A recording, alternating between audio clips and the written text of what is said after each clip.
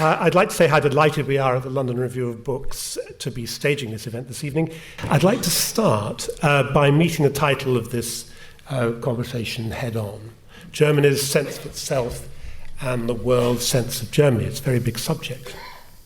And in order to sort of bring it down a little bit, I want to think a little about the way Germany has been imagined, both inside and outside the country, in a decade since the end of the war.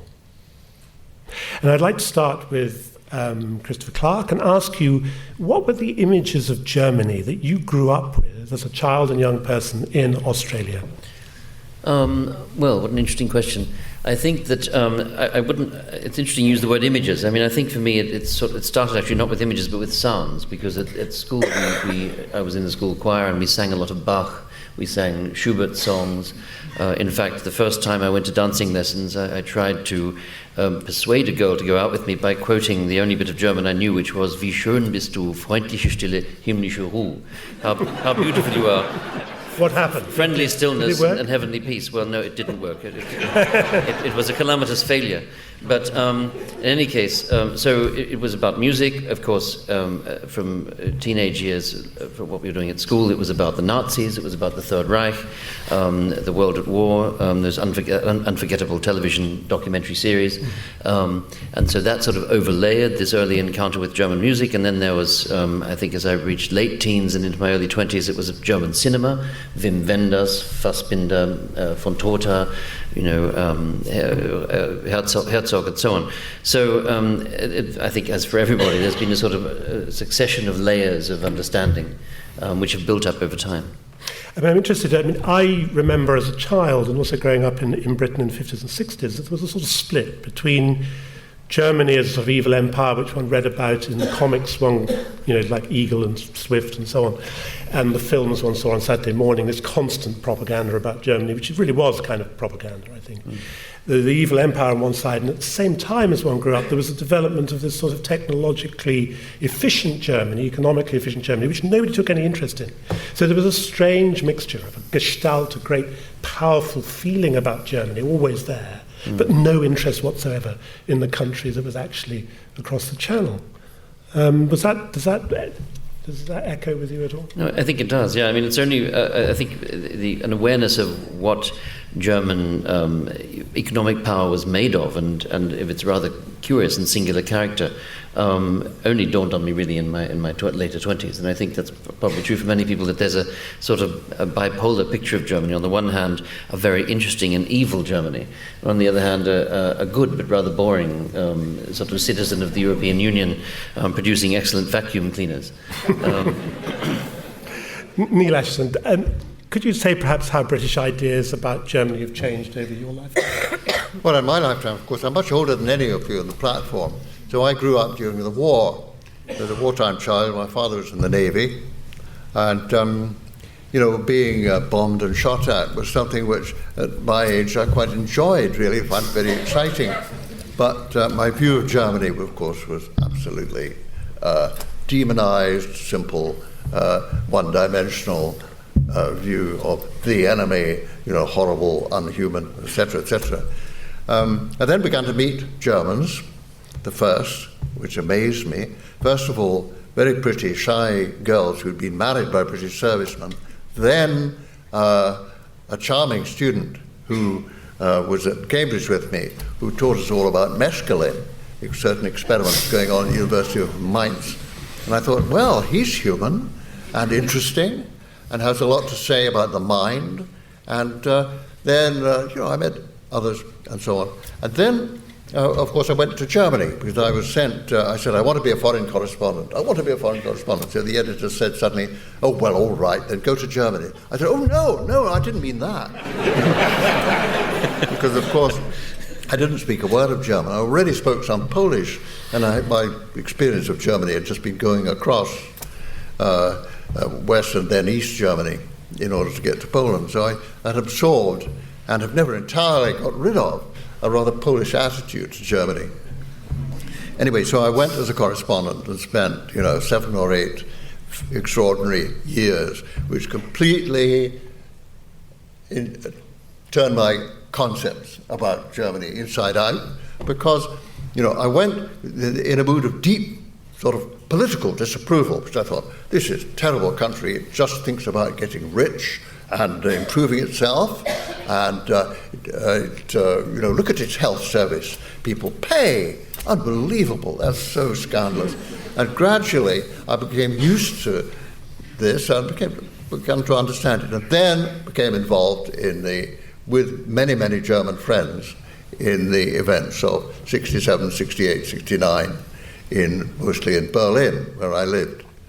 And at that point, I encountered very, very strongly this immense power of German friendship, this fascination with ideas, the fact that people could be possessed by an idea so transforming that their physical appearance changed, and I don't exaggerate, their faces, their looks. And this I began to grow up with and understand. And the older Germany, which I'd met when I first went there, very conventional, people screaming at you if you had a button off your coat and that sort of thing. No, really. Well, it was understandable, because I began slowly to understand about the sort of tunnel vision, if you like, in which people didn't really remember the period between 1933 and 1945. What they did remember, and what left a huge impression, was the horrific experience of defeated Germany.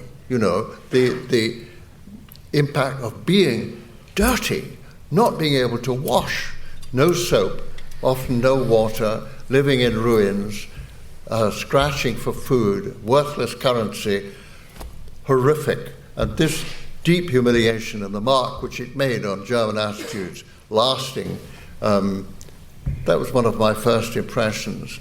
And of course that Germany, so anxious, so nervous, so determined to say things like, I don't feel myself to be German, I feel European. That Germany has gently passed away.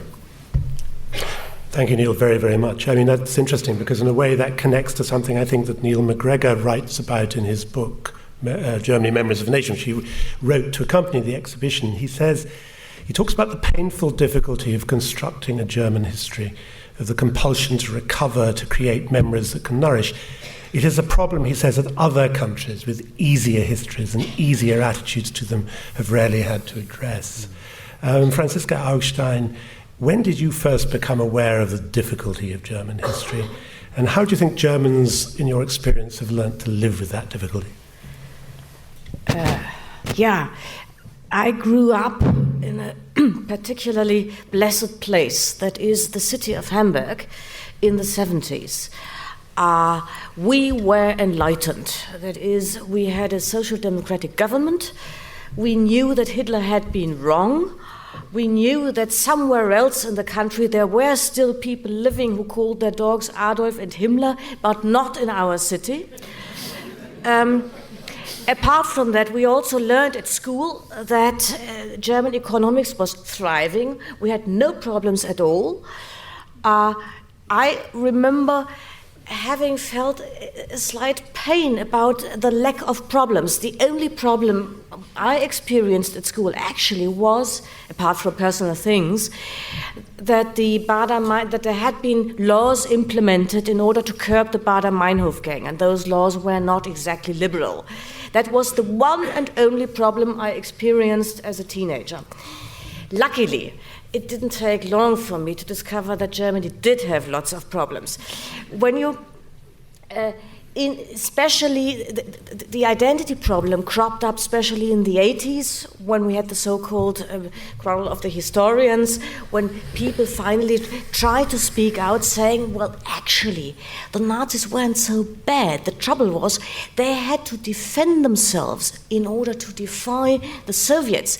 And when they killed all those Jews, one historian said so, when they killed all those Jews, that was part of their attempt to defend themselves against abysmal Russia and the abysmal Soviet Union. Normalcy. So we had to go through those discussions which began in the early 80s. of course, which had been prepared already in the 60s by those students Neal just mentioned. But in the 80s, they were being attacked with a new scope, if you like. Then we had the reunification, which in a way impeded us from going deeper into our Nazi history because we had other problems at the time. And what I find with hindsight interesting is there was a period when normalcy seemed to set in. That was under the government of Chancellor Schröder, Social Democrat, who organized, who really invested all his might as to make sure that all those who had to work, Zwangsarbeiter auf Englisch bitte? Forced laborers. Yeah, all those forced laborers who had to work for German companies, that they finally got a compensation for their labor. And at the same time, shortly afterwards, Schröder had the charge of telling the United States, listen, we will not take part in the Iraq war. And that was both, first of all, just admitting that Germany had done wrong to lots of poor individuals who were living in Ukraine or wherever, and secondly saying, no, we are a sovereign country finally. That was a bit of normalcy, and we are currently, I'm closing now, we are currently experiencing that this normalcy, especially towards our foremost ally, the United States, is being lost. Very interesting. Can we just pick up on that question of normalcy? Norbert Röttgen, how do you see at the moment Germany's sense of itself? How do you feel the Germans feel? It's an enormously big question, but I mean, would you agree with Franziska about it? Not entirely. I would say I was born in 1965. So I grew up in the prosperous 70s. And my political socialization was in the 80s. And if I recall my feeling and the sense of being a German, it was, I would say, a feeling of security, economic security, and even political, military security, although Germany was then the frontline state within the Cold War confrontation. But it was an overall feeling of being secure, which is an element of being normal, not being attacked or challenged, but in a stable confrontational situation. This is one, I would say, element which was relevant for my feeling. Then I would say the awareness that Germany is well and consciously internationally integrated. Within the European community, it was not challenged. The European integration and NATO integration and international integration was the key for the very unlikely success story, post-Cold War success story. You mentioned the beginnings. It was a very unlikely situation. The Wirtschaftswunder and all these things were a product of the Cold War confrontation and of being internationally integrated. And the third element I would add to Franziska Augstein is my experience, and I would say this is the last generation which was politicized as a young generation, was in the early 80s when the debate was about the deployment of short-range nuclear missiles, a big, huge, divisive debate within Germany. The peace movement emerged. The Greens got elected to the parliament first time in '83. So the feeling was, and I was not educated, but yes, the experience, a formative experience was and is politics matters.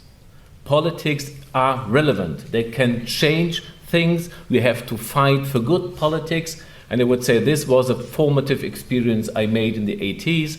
Then we have 89, which was an experience of politics matters. And perhaps after 89, Francis Fukuyama, the end of history, is there any politics left? or is there a unilateral victory? Now, 25 years later, we have experienced that there is room for politics, and I would say the watershed we experienced in the last year, in 2014. I think it really is a seizure, a watershed experience, the questioning violation of the European peace order, and what we experienced, we thought we had left in former times. We now re-experience and are talking in terms of war, violence, aggression, nationalism. So politics is back in Europe. We had a war in Kosovo in 1999. But it was not the challenge of the peace order. My sense was, after 89-90, now we really have established a European peace order as a result of the bloody experiences of the last century. Now Europe can be whole, now Europe can be free. Of course, there are conflicts, there are ethnic conflicts, which challenged other countries to intervene for humanitarian reasons. So it was more an affirmation of the existence of a peace order, and now we have the questioning and violation of the European peace order we live in. Can I intervene there? Absolutely. Yes, I think that's very interesting. I mean, it seems to me there is a break, and it hasn't got to do with events in Germany, but in events in a larger global setting. Yeah. And this has to do with the transition from what George Friedman calls the post-Cold War to the post-Cold War. It's 2006 to 8. You move from a unipolar, Washington-dominated moment following the collapse of the Soviet Empire, and to something much more unpredictable, multipolar. Something much more threatening. And Zero-polar multi. Yeah. Exactly. No pole, either many poles or none. And one of the symptoms of that is of course the emergence of regional players in many parts of the world, who before were sort of latent and are now struggling or competing to establish a sphere of influence. Norbert Röttgen, you wrote in the Financial Times last year that we no longer reason in terms of interest spheres and geopolitical calculations.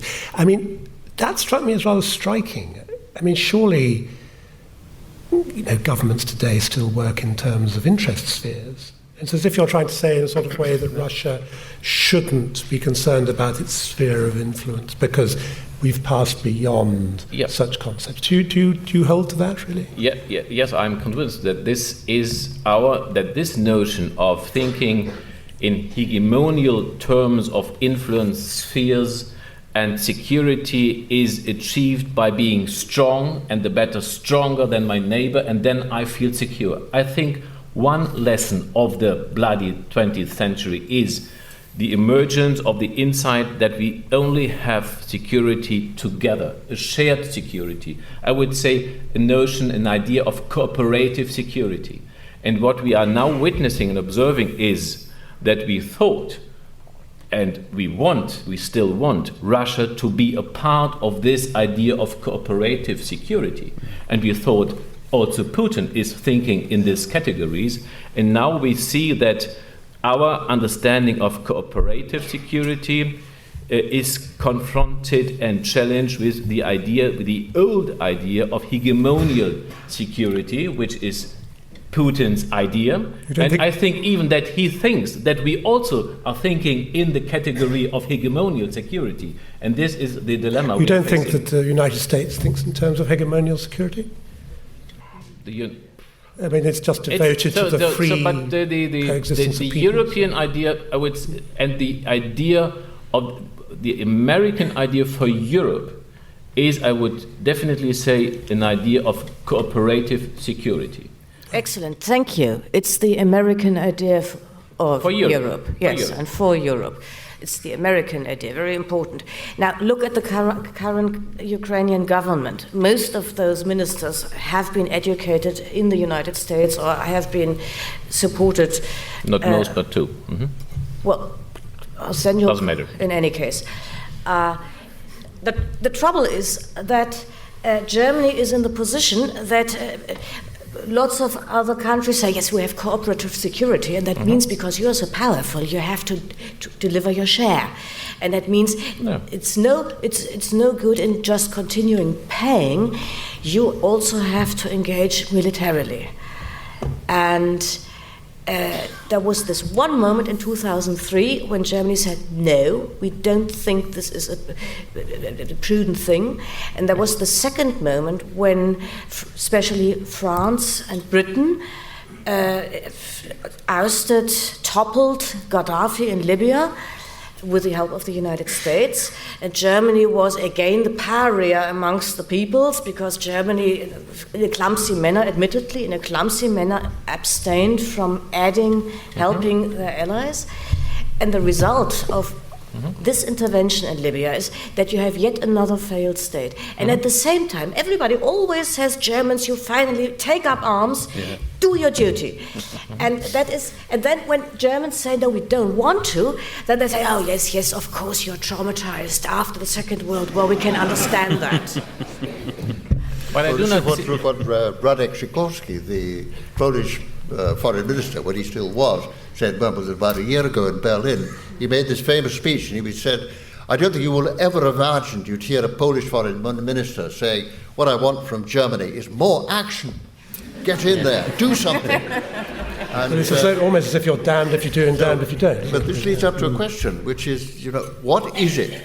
There are enormous, vague expectations of Germany in Europe and in the United States as well. Germany, you are the strongest in Europe. Do something. Do what? And what is it that, you see, it seems to me that you've spoken eloquently about this kind of mediating role with Russia, but it seems from the outside that was a little time ago, and that things have changed, and that particularly since the Crimea-Ukraine crisis, that Germany is going, one could say, back into a kind of protective Atlanticist position in which it is much closer to American foreign policy before, much more hostile and exclusive to Russia, maybe with good reason. But I think this is a change. And I think this business of saying, look, we have a huge experience, some of it, of course, catastrophic for other nations, about cooperating with Russia and understanding what Russia wants and making a compromise, usually at Poland's expense, of course, but that's another matter. And there was a hugely valuable possibility. Now, it seems to me that German policy is moving away from this, is hardening quite rapidly, in the last few months even. Do you think that's true? No, I do not agree. First, I want to say I think we should not conflate the Iraq and Libya and MENA region question with the European question. We should separate these two things. With regard to what you mentioned, the hardening or American-aligned position in towards Russia, now I would say our understanding is that Europe, as I mentioned, is facing a fundamental challenge in the question of if and whether our core values and principles, integrity, self-determination of people, the respect for sovereignty and so on, really matter and are the pillars of our order. And as I mentioned, Putin, Russia is challenging, not only challenging, but questioning and violating these principles. And I think we have to come back to an order of peace and freedom. And there is one strategic good in re-establishing or to encountering this violation, and this is European unity. And I would say the German political sense of itself is that we try to create, to forge European unity, because otherwise we will experience a new division within Europe. There will be the Western European part and the hegemonial part, or influenced by Russia, in the influence sphere of Russia. And I think we have an obligation towards countries which have not the strength to counter attacks or annexations which we have observed. So I would say it's for Germany, because we are talking about Germany, the first experience that we are in a leading role to resolve an international crisis Washington does not want to make this crisis, European crisis, to a Washington crisis. They say, we leave it to you. Please manage this conflict. They do not say to Brussels, but to Berlin. I'm more European than the American expectation is. But our notion of German foreign policy is to forge a European policy. I criticize quite often in Germany that this is a wake-up call for the emergence of a European policy. I think we have to contribute more to this emergence, but this is the idea to hold Europe together in order and to serve, or in order to re-establish, reforge a European security order and architecture, and Russia be a member and an element of this order. European foreign policy. What foreign policy? Is that a question for me? Well, all I can say is indeed. Quite so. Listening to what you've been saying, it occurred to me that, that does seem to me that, Germany's policy vis-à-vis the Ukraine crisis has actually been very restrained, marked by caution, self-critique, a capacity to self-correct when and to recognize the mistakes of the past. There have been mistakes. Yeah. I think there was a serious geopolitical naivety about Europe's the dance that Europe entered into with Kiev, and that's been recognized. There was a very nice piece published in December by Timothy Garton Ash, in which he said that he thought that the biography of Angela Merkel, her growing up as a young woman in the GDR, in the German Democratic Republic, left her sort of imprinted with two key concerns: peace and freedom.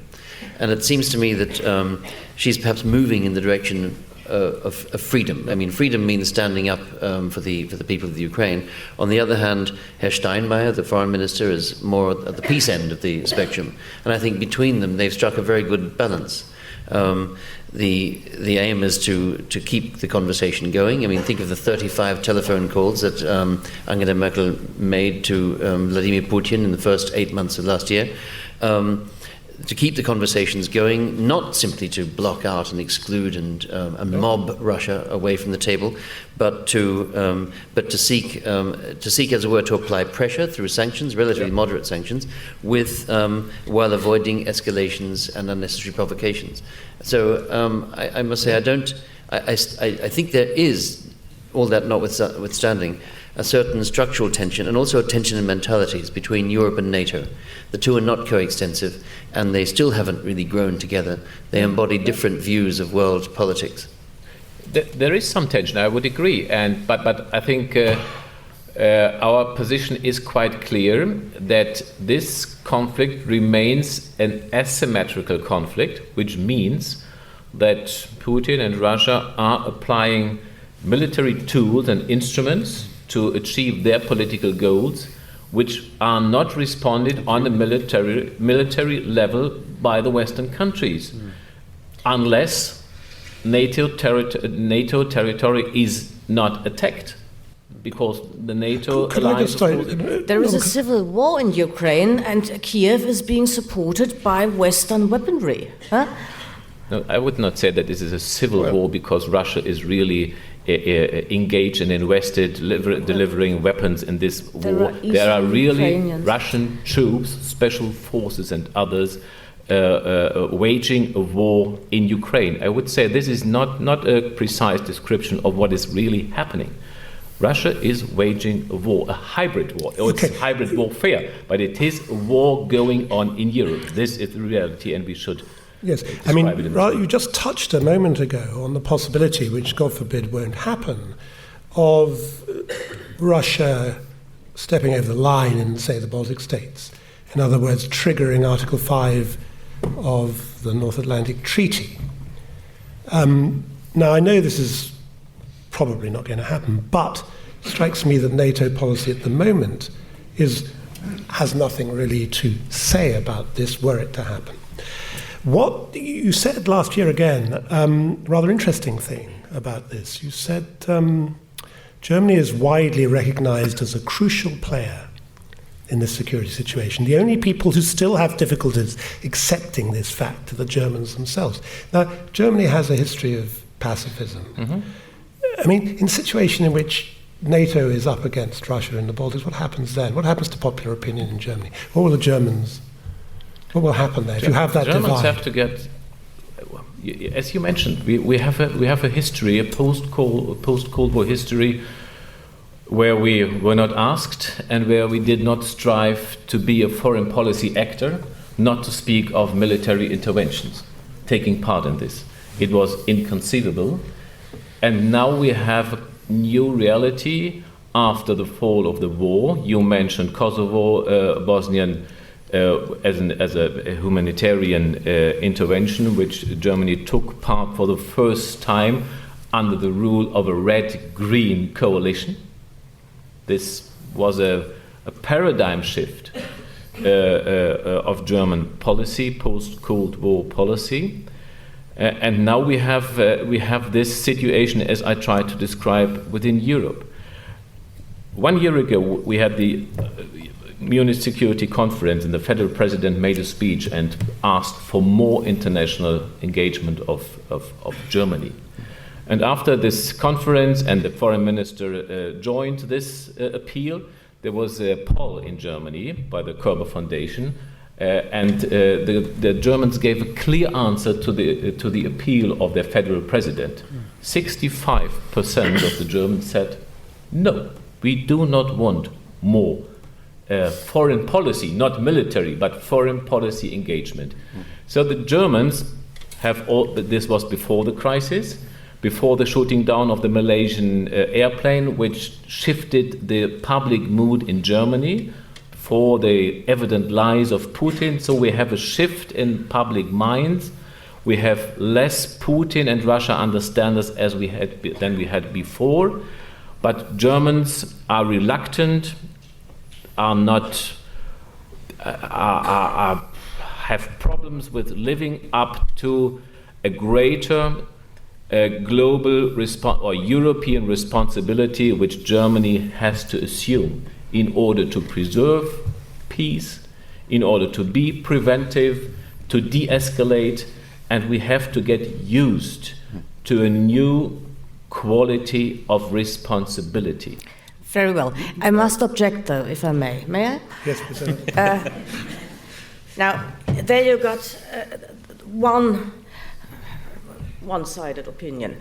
Now let's listen to the other side. The Germans, first of all, whenever they say that for good reason they are not interested in sending soldiers somewhere, everyone agrees they are pacifists. You may just perhaps conceive of people being against the war, not because they are pacifists, but because they think this is a useless war.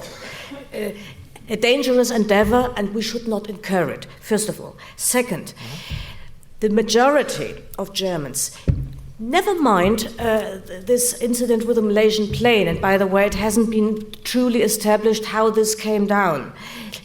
Nonetheless, the majority of Germans, up to this point, does not agree with, first of all, the political class who speak mainly like Mr. Röttgen, and secondly, unfortunately not. But yeah, you're quite right. There are some unenlightened minds do not agree with you. And secondly, with their own media, there has been German commentators on television and in the papers have been showering the readership and the viewers with comments saying, Putin is a dictator. He is unjust. We must do something against Putin, and the disaffection of the audience went to such an extent that some websites, such as the website of the main daily news, had to close themselves down because they were just fed up with being showered with disagreeing opinions from those who saw that program and said no, because most Germans accept that a big country has the right to have a sphere of influence. And we had the story in 2008 already, when the West, especially the United States, tried to turn Georgia into a member of NATO. We now have the same with reference to Ukraine, and Germans say, sorry, what would happen if Russia kind of tried to turn Mexico into a member of their Eastern European Economic Assembly? Yeah? Germans say the big countries have a right to protect themselves by making sure that their borders do not exactly verge to perhaps inimical countries. This is what the Germans think, and I think this is what you think, not the Germans. Let's just say no. Well, could I just say there is something? a difference between It's you and the about Germans. just going back in a way to 1989 and the great changes. At that point, there seemed to be two possibilities for, would you say, a united Europe.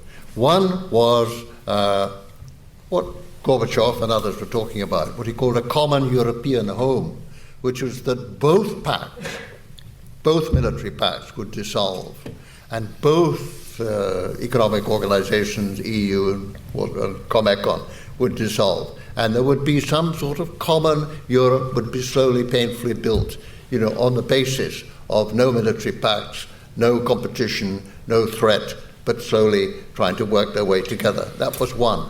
Now, what in fact has won out is the other concept, which is, of course, that NATO stays in place, the European community becomes the European Union, stays in place, and gradually they work their way eastward. Now, there are some very good reasons why they did that, but also it creates a situation which is impossible to overlook if you're Russian.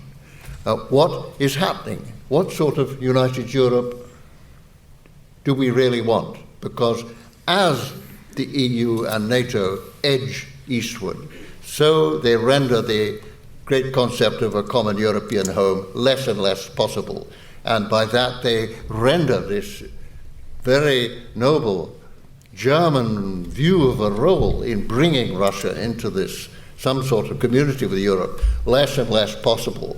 And it is really up to Germany to decide which track we go down, if it is still possible to go towards the common European home.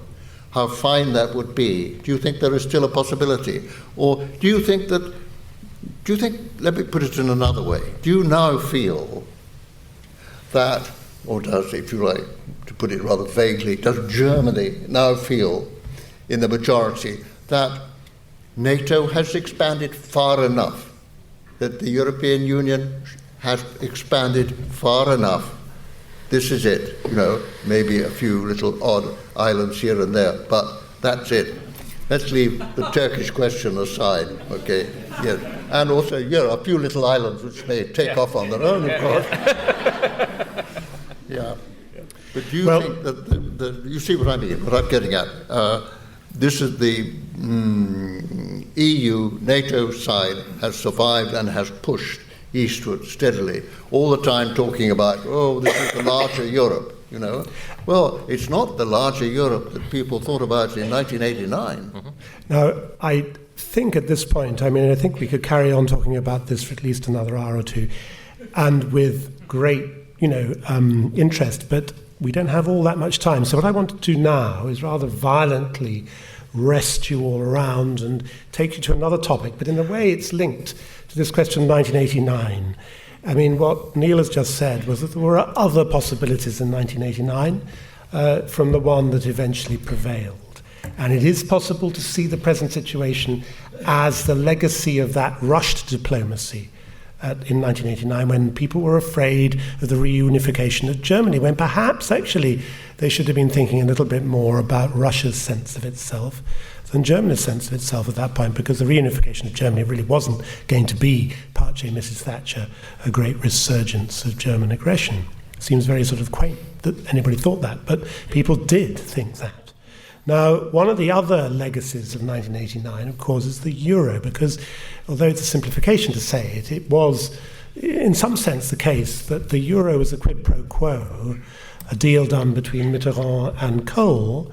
The Germans would be allowed to reunify if they accepted giving up the Deutsche Mark, which they didn't really want to do, but nonetheless that deal was done, and of course Maastricht then happened, and we then got the euro, which became whatever it was in 2000 currency.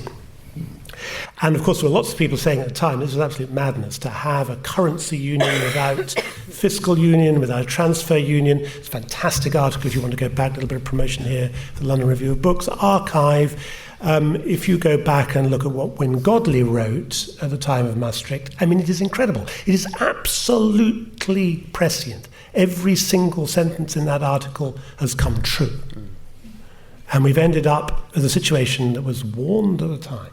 Maybe the Germans warned about this too. But the result has been this catastrophic imbalance between the North and the South.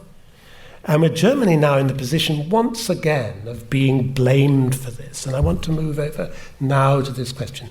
On Sunday we have the Greek election. It looks as though Syriza is going to win with possibly enough of a majority to rule on its own. Iglesias and from Podemos and Tsipras were on the platform, singing Leonard Cohen together and so on about how they were going to take New York and then take Berlin and so on and so forth. I mean, it fairly kind of, a lot of resurgence of old cliches. And as you know, Angela Merkel has been compared to Hitler in Greece and so on and so forth. We don't need to detain ourselves with that so much. But really more interesting has been the Anglo-American economists who have said that this kind of what they call really stubbornness on Germany's part about debt forgiveness is really almost incomprehensible. I mean, Benjamin Friedman last year in Lausanne said there is no economic ground for Germany to be the only country in modern times to be granted official debt relief on a massive scale, and certainly no moral ground either. He was referring to the fact that Germany had been given debt forgiveness on 4 separate occasions in the 20th century, lastly at the London Debt Agreement in 1953. So why can't the Germans do the same for Greece? And I mean, Martin Wolf in the Financial Times, you probably know, this week said that German emphasis on the wickedness of debt was pathological. That was the word he used. The Eurozone may fail, he said, not because of irresponsible profligacy, but because of pathological frugality. Is this really fair, Franziska? I'm afraid, yes. Because basically, the economic background is so exceedingly complex that most Germans and most other people, by the way, who express an opinion on that have no idea what they are talking about. And given that, it is most stunning that still in Germany there is this inveterate desire to have a strong currency. We had to give up our lovely D-mark. Now at least the euro must be strong. And we don't give a single thought to the fact in what way German industry might profit from a weak euro.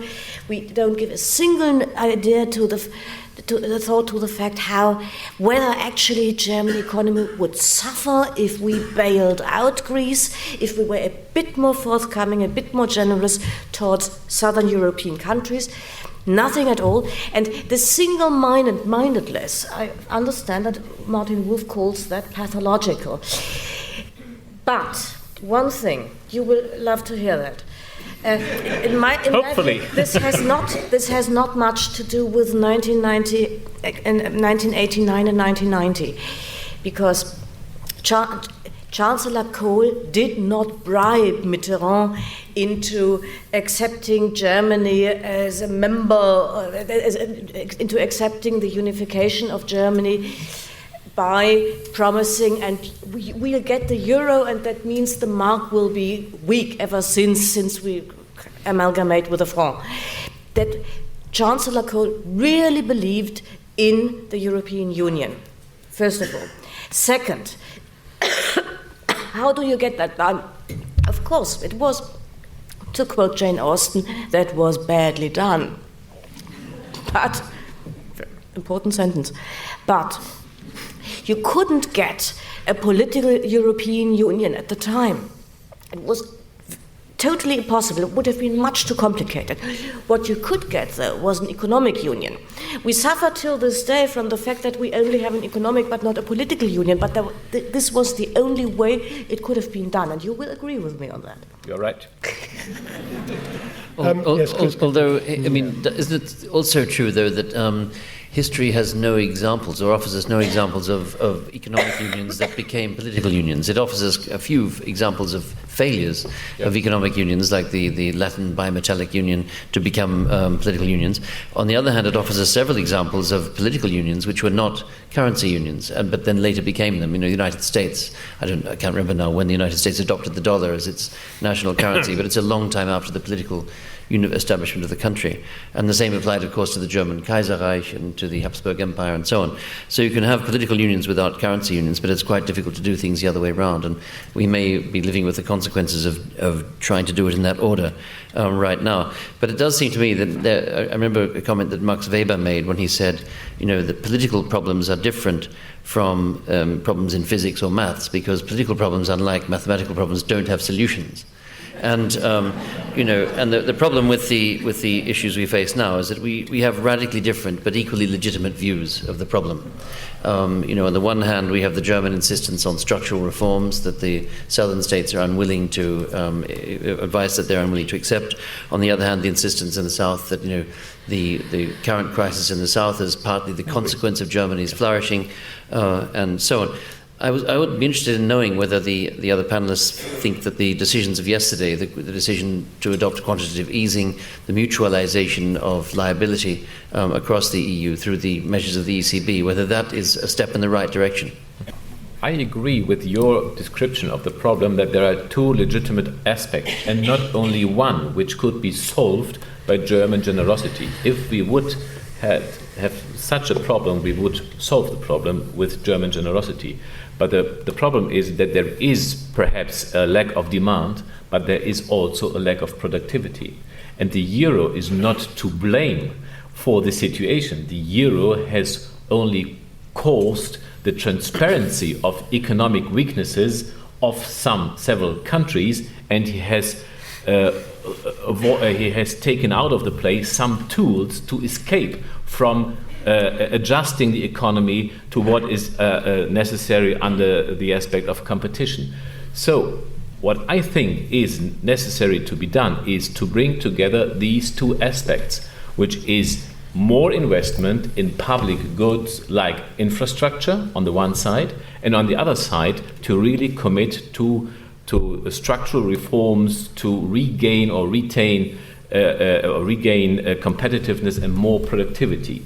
And this should be done. We should have a European deal for investment and for reforms. And I think this is this is due to a lack of European leadership that we do not have this compact, because everybody within Europe, in Germany, in France, in Greece, in the United Kingdom, is in a way imprisoned in national politics, national rhetoric, national interests, which paralyzes politicians on the European stage. We have a kind of renationalization of political discourse in a situation where Europe is challenged economically and in the field of foreign policy, where we fall back to more national politics to which we ever had for decades in Europe.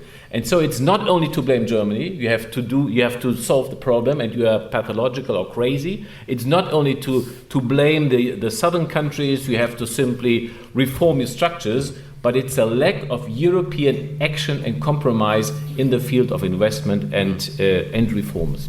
Neal, I think you... Yeah, I'd just like to ask if you think that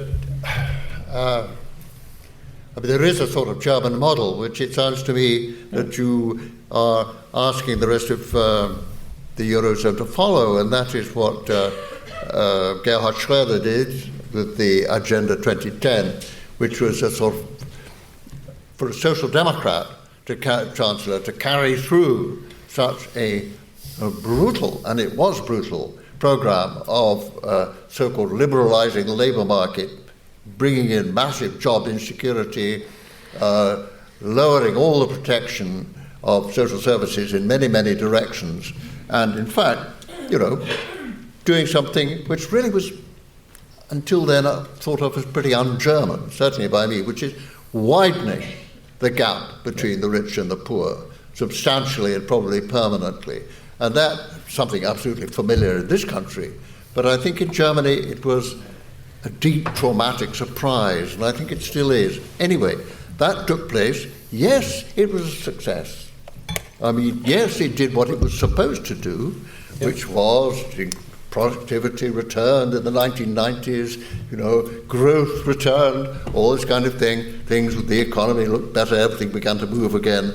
And it left behind, I think, a deep political scar of mistrust and unhappiness in German society, which is going to take some getting over. And is it that you want? I mean, certainly France is the great example, which should be doing something like that. But do you want the poorer countries is this the sort of thing which other countries, which Spain, Portugal, should go through again?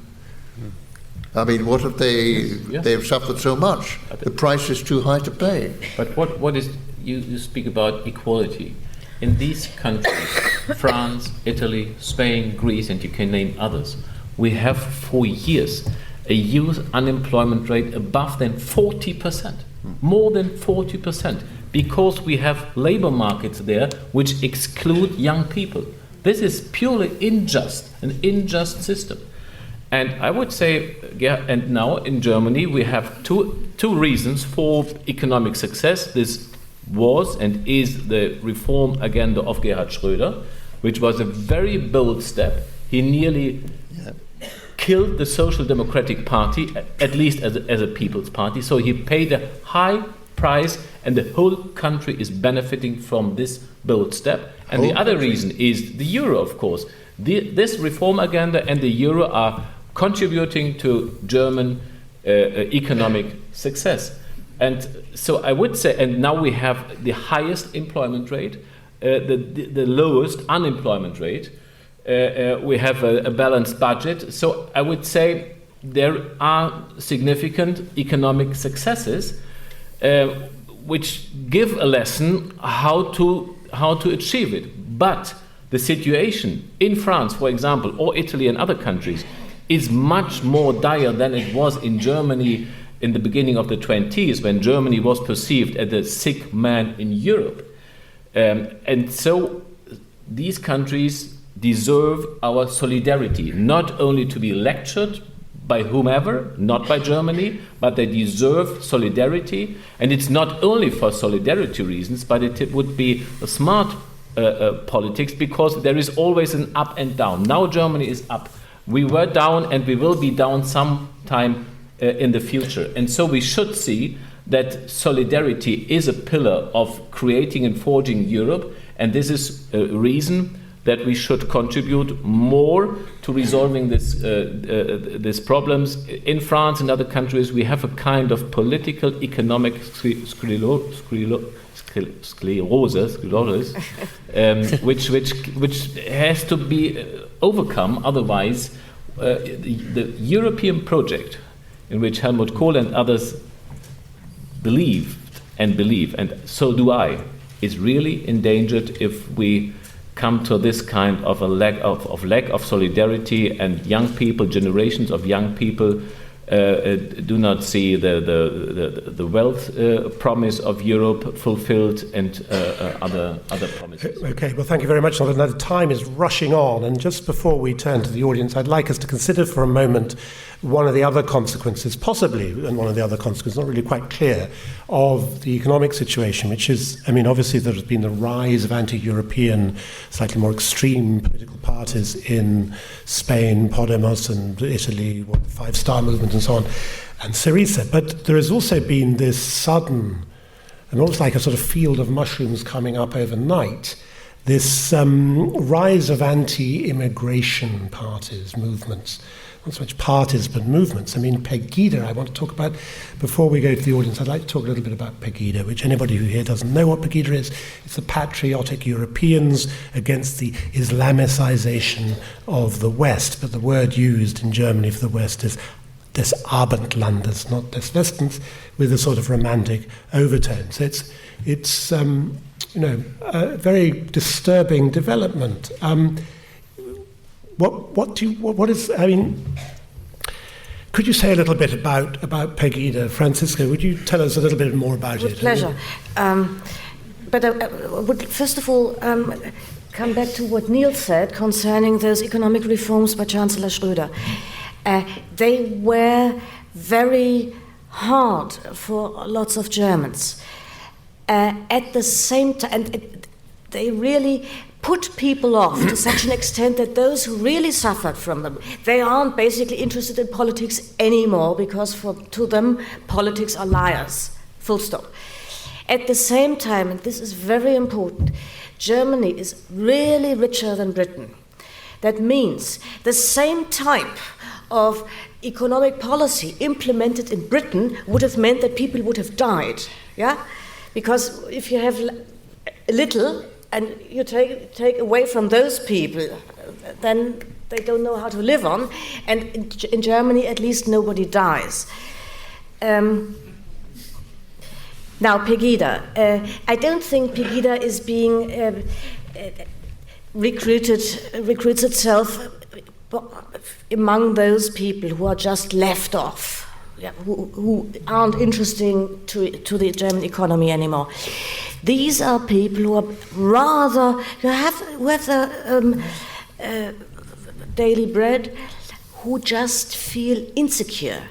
So many things have been going on in the world. So many reforms have been carried out in Germany. The European Union is expanding and expanding. There are wars. There are indeed, not in those towns where these people are living, but in other towns such as Berlin. Berlin is the second biggest Turkish city in Europe after Istanbul. So they are insecure, and insecurity is what feeds their movement. But what is very important, and I was almost proud when I learned that, after the first few weeks, when word had spread that there was this maverick organization, when they tried to turn up or organize a gathering, say in Cologne or in Munich or in Berlin, you had 60 demonstrators representing Pegida against something like 600 who were against Pegida and who said, who just said, Nazis raus. We don't want to have to deal with these people who are intolerant, who are not representing what we Germans want to stand for. So Pegida it won't last, I think. Norbert Röttgen. I happened to be at a talk this morning given by the former German Foreign Minister Joschka Fischer, and he made an interesting comment. He said that the electorate can smell fear, that if the other parties show that they're nervous, that they're unnerved by Pegida, this will be very bad. And I don't think they should, and I don't think there's any reason to be afraid of Pegida. It's the good news is that Pegida is a creature of the current economic crisis. It's sort of burst into existence in the very short time. You don't think so? You think it has deeper roots? On the one side, Pegida is very much restricted, not even to East Germany, but to the cities of Leipzig and Dresden. Exactly. In Cologne, Munich and others. Where there are no Muslims, incidentally. So it's very much restricted on the one side. On the other side, I would say Pegida expresses, they are mainly men, no women, much more men. They are better educated, better income than the average.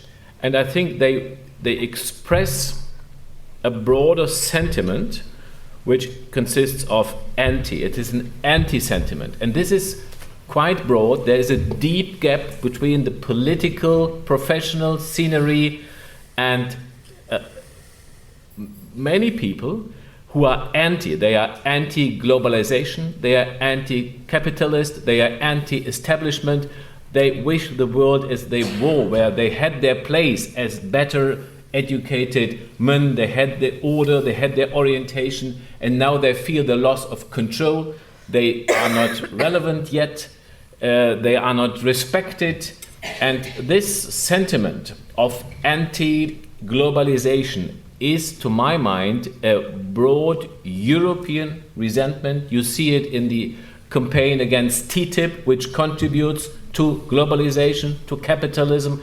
it is conducted by the establishment is benefiting from it, normal people are exploited and so on. And Pegida is one voice, a very restricted, a very limited voice of a broad resentment, sentiment of of rejection of the globalized reality, and we have to cope with this popular challenge.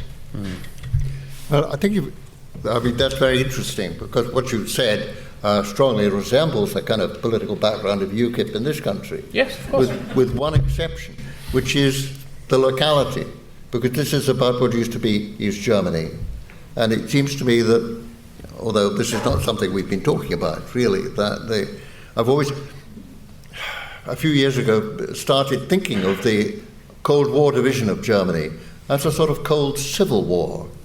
And that what happened after 1989, 1990, was like Reconstruction in the United States, inrush of carpetbaggers, not the unity into a new state, but the annexation of everything in the East, the demobilization, the humiliation, deindustrialization, of course, of East Germany, creating, certainly in the American South, deep, bitter resentments which were to last for generations and which not entirely extinct even now. And this is surely an element in Pegida, is it not? Yeah.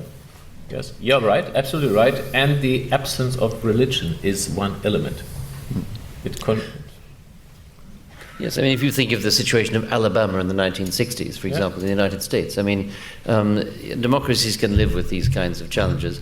But I don't disagree with your analysis, I think, but in fact, I would support it, that Pegida is just a symptomatic expression of a larger set of aches and pains, which have to do, in part, as Neal was just saying, with the situation of the so-called new federal states. Okay, at this point we'll move to the audience for some questions. Please, when you ask questions, could you make them brief, to the point? If you start making a speech, you will be cut off. So we'll take 3 questions at a time and try and move through this niftily, if we possibly can, because time is now 8:20, so we haven't got all that much time.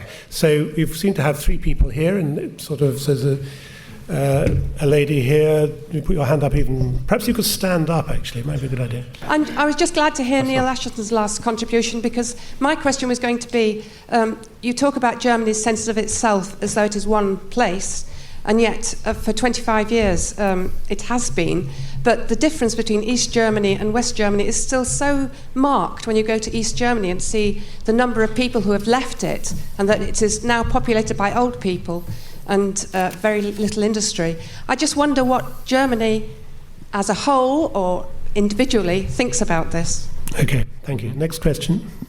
Mine was similar. Following on from that, to what extent Germany's role in Europe is a unifying identity factor, when internally this kind of legacy from the old East, but also, the kind of within the Länder. I just think of a German comedian that I saw in London who explained Bavaria to a British audience as like the Scotland of Germany. So those kind of internal identities. Okay, that's a very good question. Thank you very much. And one more question, the gentleman with the blue jumper. Yeah. Hi there, my name is Paul Mitchell. I write for the World Socialist website. I've really been examining the rise of militarism in Germany. I think it's been amply expressed tonight. And I wonder, in terms of if that's necessary, or that's happening, the way that there has to be an ideological basis for breaking down this opposition amongst German people. And I'm just thinking about Sorry, could you come to the point? Yeah, Franziska raised about the historians' debate. And since then, the ideas of Fritz Fischer have been preeminent. Now the ideas of Ernst Nolte were thrown away as being apology for Hitlerism. But now Nolte is making a comeback. What does the panel think about that? Okay, so we've got 3 questions. We've got what the Germans think about the split between the West and the East. What about the Länder, the importance of regional identity in Germany? And finally, is Nolte is not, what's it called, Nolte? Is that right? Ernst Nolte. Ernst Nolte making a comeback. There we go. So let's start with the lender, I think. That's a rather interesting question. So we've had a discussion already to some extent about the East-West difference, but what about the lender? I mean, to what extent is the German identity localized? Do people basically feel allegiance to the place they're born and grow up? Still to a great extent, I should say, and luckily so. For example, regional allegiance prevents a rift between, or helps preventing a rift between Western Germany and Eastern Germany. For example, people from the coast at the Baltic, in the end, feel nearer to those at the North Sea than they feel with those funny-looking people in Bavaria. So that does help. The other thing is, and that is true, most young, as they have just, you see, after the unification, big Western, this might sound like a leftist notion, but I think it really happened like that. Big Western companies went into Eastern Germany, destroyed industry that was there, or impeded it from ever coming up again, and therefore this is being felt till today. There is not much industry in Eastern Germany. So anyone who wants to make a career tries to leave Eastern Germany, and those who are left feel resentment up to a certain extent. Finally, Ernst Nolte is by now something like 92, and he doesn't do any harm anymore. So Chris, do you agree with that? There's a historic strike coming back. I just want to say something a little bit about the regional identity, if I could, just very briefly. I think that the power of regional identity in Germany is one of the most extraordinary things about the place. I mean, and it's regions within regions within regions. And, you know, if you go to speak to, I don't know, do a podium discussion in Braunschweig or something, they ask you, you know, have you already been in Düsseldorf? Good. He came to Braunschweig first. It's that kind of thing. So there are particularisms within particularisms, and I think that's, you know, Helmut Plessner, in a wonderful book called The Belated Nation, made the point that the Germans have only historically, by and large, only been comfortable either in very small, Heimat-sized units, which are basically a landscape that's almost sort of visible from one point, or in very large cosmopolitan structures like the Holy Roman Empire of the German nation, and that actually the nation-state isn't a very comfortable form of housing for the Germans. And I think that, you know, by and large, the German experiment with the nation-state wasn't a very happy one. It didn't end very well, and that explains the comfort that Germans feel, the sort of intuitive feel that they have for Europe, which is, so I think that's crucial. As for Ernst Nolte, I mean, I think I agree. He's okay, so we'll leave that. Any more? About land allegiance, that can be localized.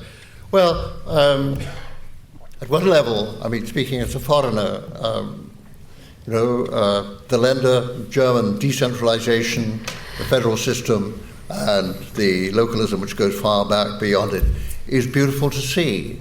It has, of course, also had the effect of protecting Germany against a great many economic storms, the system of banking, the Länder Sparkassen system, which protected, these sort of semi-publicly owned small banks, local banks, protected against the great catastrophe of 2008, 2009. And they are useful. They do retail work. They don't go investing in derivatives and so on very much. They are fine. So that kind of thing is lovely to watch. And so it is also lovely to watch the subsidiarity, which is become such a confused, misused word in this country. I think Douglas Hurd, I think, was the first person to start using it to mean, nations can do what they damn well like and they don't have to listen to Brussels. Subsidiarity, of course, is something entirely different. And in Germany, you can see it alive. You can see a commune, a community, which actually says, power rests with us. And what we can't exercise, we will rent upwards to a higher level. And it works, and it would change life in this country, transform it if it were possible. That's one thing. The other side, to me, of beautiful localization or localism, if you like to call it that, is that people are almost too happy in it. I was in provincial in Swabia the year before last, the time of the elections, and talking to people in small towns, and they were kind of happy, concerned with what was happening locally. Their conception of things happening outside was minimal, really. I mean, they vaguely were aware of the headlines, but their feeling that it affected them or they should worry was very, very slight. So local democracy and self-sufficiency also casts a blurry veil over what's happening in the rest of the world. And you have to somehow fight against that. Okay, can we have 3 more questions, please? So the gentleman in the white shirt right in the middle of the hall here. You have to send the microphone along. You put your hand up high. Yep. Quick question. Can Germany stand up against Russian militarism if its energy dependence is so great on Russia? Okay, thank you very much. It's a very good question. Next question. Recently we've had some great exhibitions by Kiefer and Baselitz, and W.G. Sebald, the very popular author, and Gunter Grass we know about. I feel that their sense of Germany is rooted in the experience of the 20th century, and I wonder if the German panelists know of contemporary artists who are expressing a sense of Germany now, and what sort of sense they are expressing. Okay, thank you very much. Next, final question. Gentleman here. You got anyone who's got a microphone? I've got the Probably just go with the microphone. back Okay, at the back. here. Okay. Yes, yes. I do have the microphone. Yeah. Hello? Hello? We've got 2 mics. Can we just have the gentleman on the right? Should I be a gentleman and say ladies first? Yep. Yeah, it's my turn. Yeah. My question is, the British-German relationships are very good. What is the panel thinking about the future relationships between Germany and Britain? Okay, thank you. So we've got 3 questions there. How does Germany deal with its energy dependence on Russia? What are contemporary artists, in other words, post-Kiefer and Richter and so on, doing about expressing German identity? And the final question, just tell me what it was again. German-UK relations. Oh, German-UK, that's right. Okay. German-UK relations. Well, I think that'll probably do us for the evening, myself. But let's start with... we forgot who? Have we forgotten? There's a lady. Okay. Well, then give your final question. Let's have the final question to Lady I seem to have a lot of supporters. I just wanted to say that we keep reading in this country that the fear in Germany of debt and inflation is to do with some kind of folk memory of the 1920s. Yet I've also read that this is a British canard, and actually, this is British myth-making about Germany. So I would be interested to know what the panel thinks about that. Okay, very good. Let's start with gas. I mean, there was this interesting thing, wasn't there, Norbert Röttgen?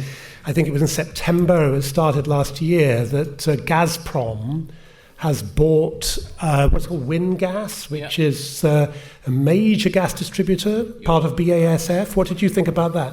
You're very well informed, of course. Yeah. But there is a mutual dependence of the country who wants to sell gas and oil, and of countries who want to purchase gas and oil. Russia has a lack of economic modernization. Russia has not yet been modernized economically and not politically. And so Russia is, I would say, more dependent, in any case, very dependent on to sell energy resources. And so our experience is that even in the coldest days of Cold War, Russia thought not to have to cause any doubt on the viability and reliability of gas and oil supply. So I think there is not a German fear of not being supplied by Russia. It's different in the view of, for example, the small Baltic states, which have a dependency on 100%, and there is no grid which can substitute in the case Russia would not supply the Baltic states, for example. So it is a European question more than a German question, but I think we should, as a matter of energy security policy, which should be a part of a new foreign and security policy. We should decrease European energy dependence by a new divergence of energy supply, by substituting fuel, which is gas and oil, with renewable energy. This is one reason why we undertook the energy transition, and we should forge an energy union within Europe so we can deal with it.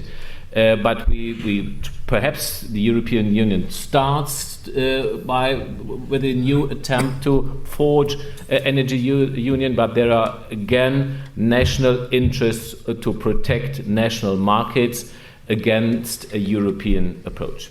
Okay. Now let's move over to post-Kiefer art. Franziska, what would you say about contemporary artists and writers? What sort of preoccupations do they have at the moment? Many of them dabble with social problems. That is something which I am seeing with relief, because we had around the year 2000, we had lots of novels whose subjects were my interesting childhood, my interesting stay in a foreign country, and my interesting first love. And we have overcome that to a certain extent.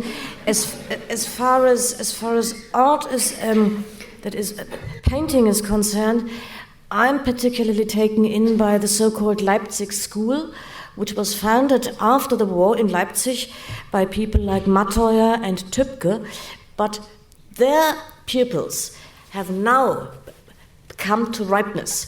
On what they paint, I find most amazing. I should like to add, of course, we are not dependent on Russian energy. The Americans are doing fracking, and they will happily sell their energy to us. Okay, very good. Now, what about, say, Christopher Clark? Joschka Fischer spoke this morning about the German relationship with Britain, you said earlier on, didn't you? Well, what yes, did he have to say? Well, he said that he thought that he asked rhetorical questions, and he said the first rhetorical question was, does the EU need Britain inside it? And the answer was yes. Does Britain need to be part of the EU? And his answer to that was yes.